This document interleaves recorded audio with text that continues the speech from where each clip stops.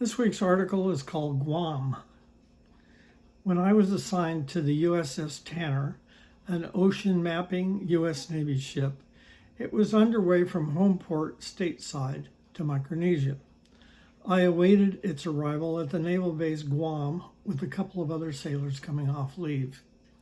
An officer gave us an orientation talk about not hitchhiking, especially at night. Fellows, if you hitchhike, a bunch of big Samoan guys could pick you up and roll you. They would take your wallet and beat you up, so don't do it. On Wednesday, I wanted to go to the other side of the island to see the surf or go surfing if I could borrow a board. I had heard about the nice break at Telefofo Bay. Naturally, I hitchhiked. An old man in a rusty 1947 Dodge Power Wagon pickup stopped for me. There was no passenger seat, just a small box with a piece of canvas over it. Sitting kind of low, I could barely see out the window. The geezer kept looking at me and smiling. About 7 minutes into the ride, I noticed that my rear end was getting cold, so I asked. He laughed and said, "You sitting on block ice, it's for the picnic, shave ice." He knew the joke was coming and probably picked me up just to pull it off. He told me the whole country takes Wednesday afternoons off to have a picnic. That's why our motto is half a day. I still don't think I can trust him.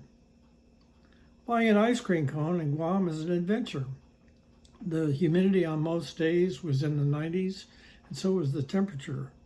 Forget about getting a double dip. I did. Half of it ran down my arm while I was trying to quickly finish eating it. I had to admit the fresh mango scoop with the calamansi scoop were delicious. On the fourth night I was in town and decided to hitchhike back to the base. A car with 3 huge Samoan guys picked me up. I tried to climb into the back seat with one of them, and they said, "No, sit up front, between us."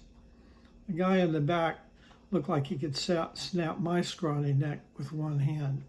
Well, this was it. If ever my wit could prevail, it had to be now. I told jokes and did my best to make friends with them. About a quarter mile from the base, they pulled over next to a sugarcane field. My life flashed before my eyes. The fellow on my right got out and let me clear the door. I stood there. He rolled down the window and said, "Bobby, don't be hitchhiking. Some big Samoan guys might pick you up and rob you." And they drove off. A couple of days later, the Tanner pulled in and we left for Ulithi, Palau, Pohnpei to map the ocean floor. Got in some fabulous diving on the reefs and met some more friendly islanders. I guess you are island bound. You need a good sense of humor. That's a real asset.